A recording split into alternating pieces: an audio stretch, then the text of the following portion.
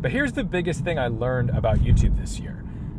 YouTube doesn't hold your destiny in their hands. Welcome back, I'm Tedward, and here we are, 100,000 subscribers. This is crazy. This is such a massive milestone in a YouTuber's career. And yes, I do have a brand new 2021 BMW 540i M Sport today, but today's not the day. We got to keep it clean. Today's not the day we're doing the review. There will be a full review on this car, but we're going to take it out for a drive. And I wanted to talk to you guys about my life as a YouTuber right now. But actually, we do need to talk about this car just a touch because it's pretty beautiful. And the mocha leather, I didn't know what it was called. I called it coffee in an Instagram story, and I was right. I looked it up online, and it's mocha. Ooh. How do you go back to black after you see what mocha looks like? But let's jump in and take a ride. There's a certain weight to that number, that 100,000 subscriber number, that sort of legitimizes you in the YouTube community. Although, I have to admit, subscribers don't tell the whole story about YouTube. You already know that I quit my job as an engineer, as a project manager, almost a year ago in February or March. No, I think it was March of 2020. And I started doing this full time, but don't mistake that with I just took some crazy leap into YouTube land on a whim. You know, I had worked for 10 years saving money to be able to do that. And then YouTube wasn't something I started a year ago. YouTube was something I had been doing for 3 years. I've made so many videos and without a whole lot of success. In 2017, 2018, and 2019, I would be lucky if YouTube every day paid me enough to buy my lunch. And not even a nice lunch, like a $5 or $6 lunch. That's kind of where I was at. If I made $5 or $6 a day, I was like, yes, free lunch today. I never thought it could be really a career move until I started looking at what my friend Chris Amos, the Topher, was doing. I said, wait a minute, there's something here. And this brings me to my first point. You cannot look at other YouTubers as your competition. You have to look at them as your support group. You have to look at them as like, oh wow, this is possible. That scared me. That is a cop car. Okay, I'm not speeding. I'm just cruising along. But this 5 Series masks speed really well. I don't know if I'm doing 30 or 70. But those people in your YouTube peer group, let's say, they're not your competition. And that's mistake number one that I see so many folks go into this kind of realm with, where they're fighting against the people that they should be friends with. Last year when Chris, the Topher, hit 100,000 subscribers on his channel, I'll admit there was a tiny tinge of like, ooh, I want that. A little baby bit of jealousy. But for the most part, my reaction was like, oh, this can be done. And it can be done by somebody I know. And I know exactly what he's doing. And I know that I have a different style and a different approach, but I think I have something here too. I think I can make this work. So instead of looking at him as my competition, like how do I take down the Topher? No, I look at him and think like, whoa, this is possible. And the reason why his success meant so much to me was because it was similar. He's not a YouTuber.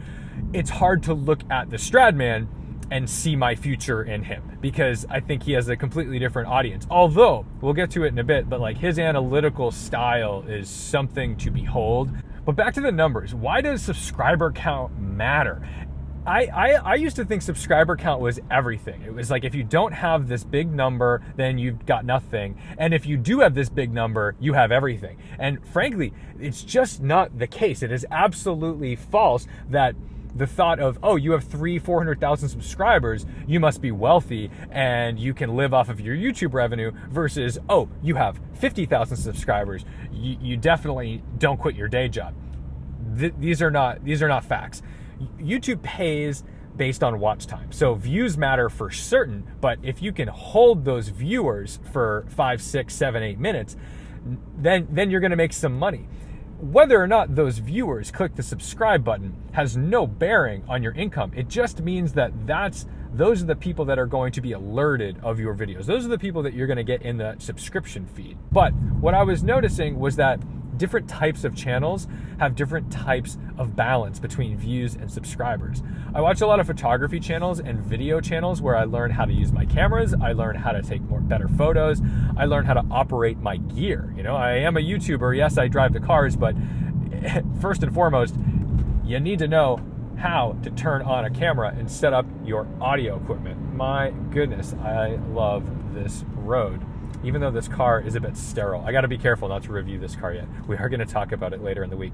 But technology channels about photography, about gear, about stuff, they tend to get a lot of subscribers, but those subscribers don't tend to watch the videos, because let's say you joined a channel because you say, oh, this person reviews all the new Apple products, and they do. They review all the new Apple products, but then for the next few weeks, they're reviewing all these new Android products, or like headphones, or other technology that you just don't really care about.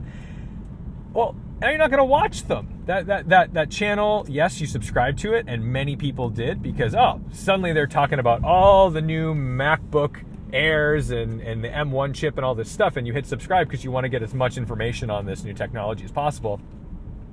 But then when that's passé, they're going to move on to another piece of technology, and that piece of technology may not matter to you. And what I realized is that I can't make a specific car or a specific genre my niche, because then if I ever change that, all the things I've worked for are gone. If my tastes change, that's a problem. So what I realized was that I needed to be able to be myself, and I needed to just be an enthusiast and have other enthusiasts join me for the ride in a realistic way. What's down here?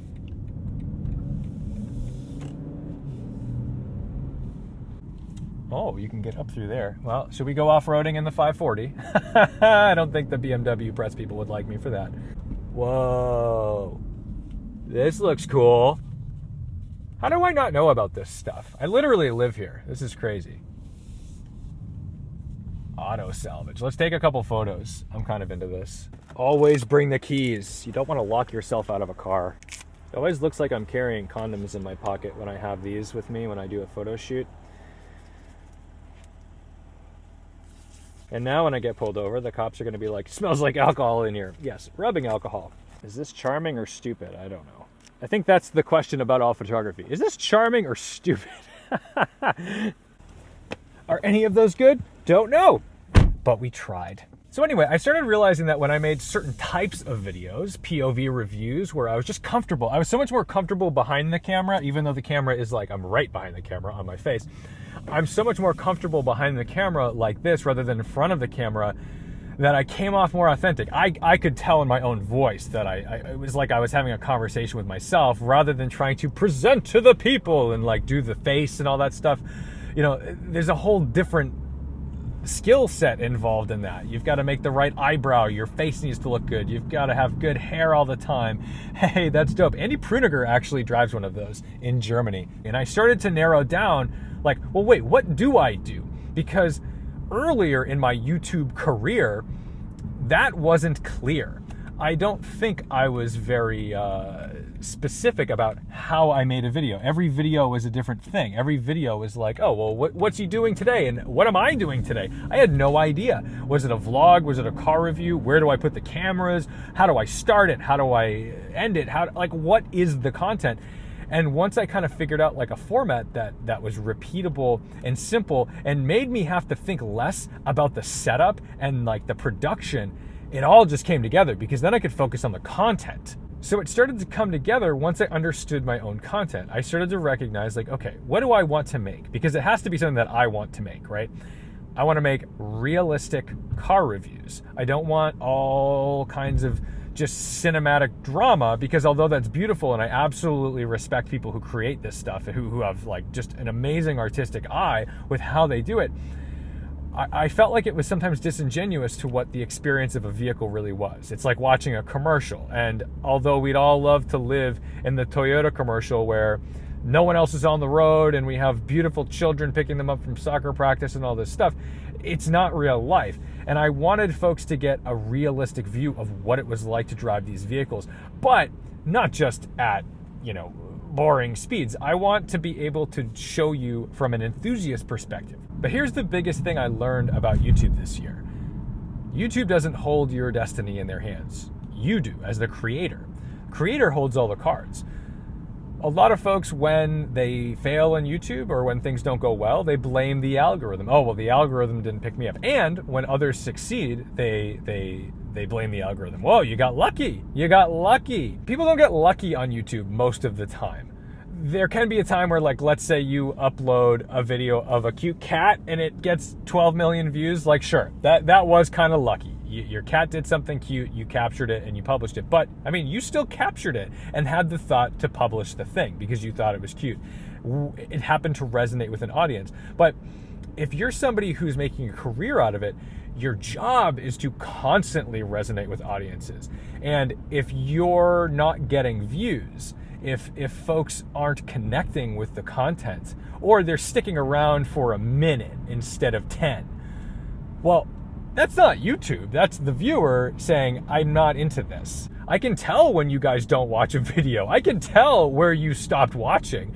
If one video gets an average watch time of 1:30 and all the other ones are doing 6 minutes, well, I did something wrong. I lost you. That's on me, because my job is not to lose you. My job is to keep you engaged. My job is to produce content that's viewable. So thank you so much for watching, liking, commenting, and subscribing. Don't forget to respect the drive, and I'll see you in the next one.